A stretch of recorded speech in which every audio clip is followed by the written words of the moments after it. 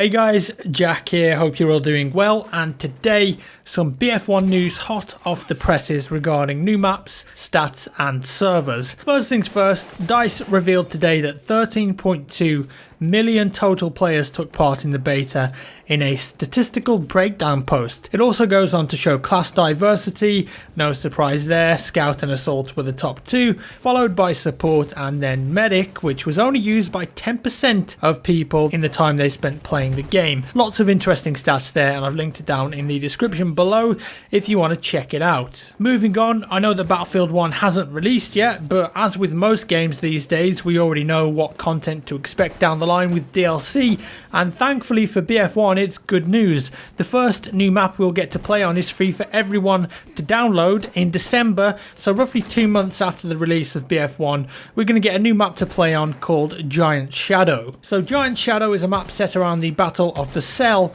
which happened in 1918. It was a battle against the Allied forces and the German army, fought during what was known as the last 100 days of World War I. Let's take a quick look at what actually happened there to see if we can get a feel for how this map will play in game. So at this point in time, the British forces have broken through the Hindenburg Line, which was a defensive position during World War I. Built during the winter of 1916 on the Western Front, it consisted of 3 well-defended trench systems, and it was the last and strongest of the German army's defensive lines. And that line was finally broken on 29th of September. Australian and US troops spearheaded the battle, which was heavily defended with tanks, artillery and aircraft. The fighting lasted for 4 days and it resulted in massive losses. Eventually though, the Allies broke through and the Germans were forced to fall back. Gunner J.R. Armitage, who fought at the battle, said this about it: "As we went over the ridge we found ourselves in the midst of the most wonderful and impressive battlefield scene imaginable.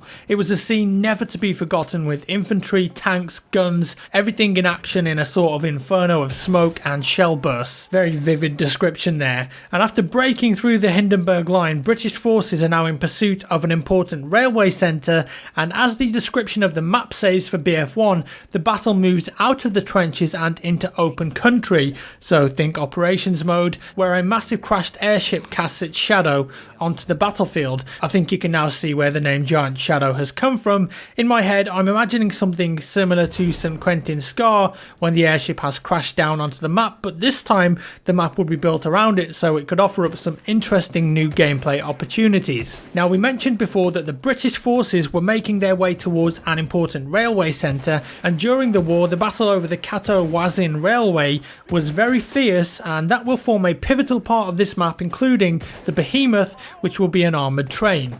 And this map will feature open country as well as riverbanks, and it's based around the River Selle after all. And then of course you've got the battle for the railway line, but I hope it's not going to be too open. We know from experience with Sinai Desert that while deserts by nature are open and pretty vast, it doesn't really make for a particularly enjoyable experience in a battlefield map.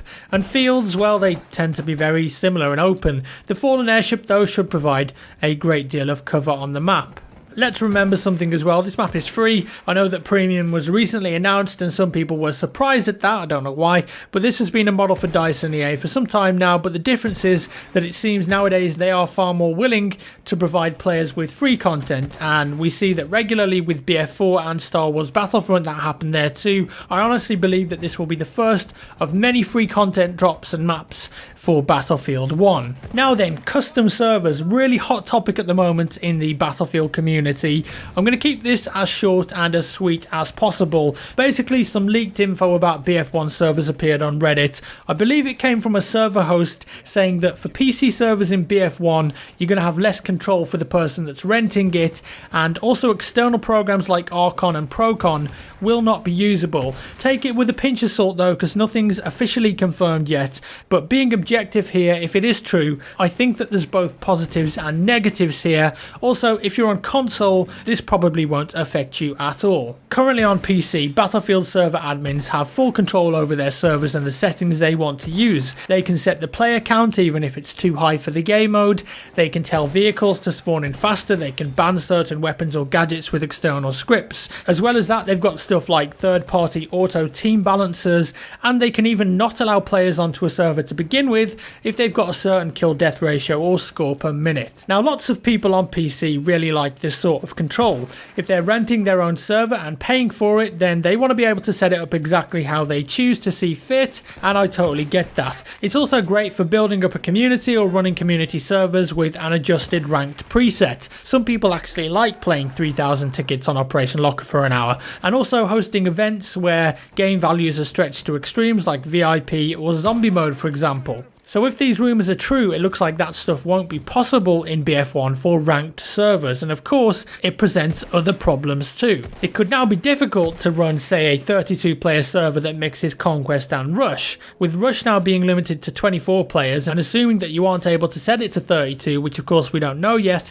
it would make it therefore impossible to run them in the same rotation. That goes the same for other game modes that are player limited too.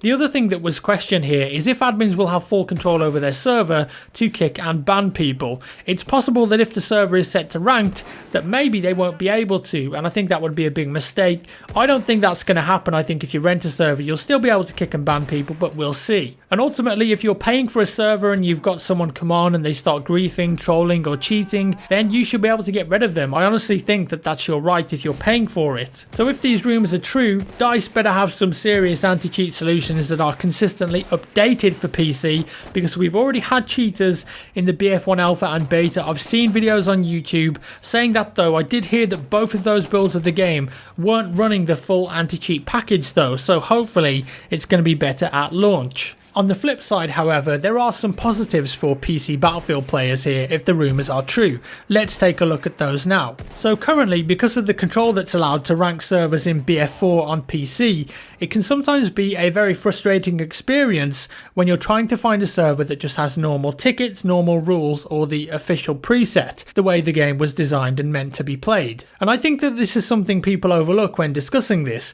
Let me demonstrate with some actual evidence. Take a look at this. I recorded this at 6 PM on Tuesday evening this week, and in the entirety of Europe on the official preset normal game mode, Conquest Large, 64 players with all of the maps ticked, Battlefield only finds 7 servers to choose from. Most of them are full and none of them are running any DLC maps. That really isn't much choice. If I wanted to play Conquest Large on any DLC map, for example, on the official preset, I wouldn't be able to at the moment, and that's definitely a problem. On PC, good servers that run official normal presets and a wide variety of maps are reasonably hard to find these days. Almost all ranked PC servers you go into have some sort of altered rule set. Max snipers, no explosives, 3,000 tickets, fast vehicle respawn, whatever it may be. And for the experienced player who knows what server to go on, or perhaps knows a couple of decent ranked servers with slightly modified rule sets, that's probably fine. But for the average Joe, it makes it harder to find an official preset server on PC,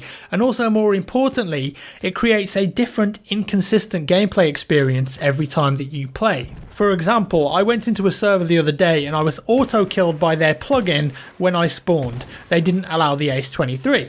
Okay, I changed it, I then spawned back in, only to get spawn killed again. Apparently this time, they didn't like the grenade I was using. The bottom line is that it's an incredibly frustrating experience for a lot of players. Sometimes they have to join a ranked server because there aren't any official servers available, and your experience of the game and game mechanics changes from server to server, even sometimes when you're on the same map and game mode. And it raises the question, should server admins have control of ranked servers where they're vastly editing the design of the game? Console players don't have this problem, of course, and some of the problems with ranked servers include admins abusing their power and third-party auto team balancers that can mess the game and your squad up. it can be a good and bad thing. Perhaps though, we can look at this from another perspective that I think fixes the problem entirely and avoids the argument. I think that the responsibility here lies with DICE and EA to provide more official preset servers running a wide variety of maps for players to choose from on PC,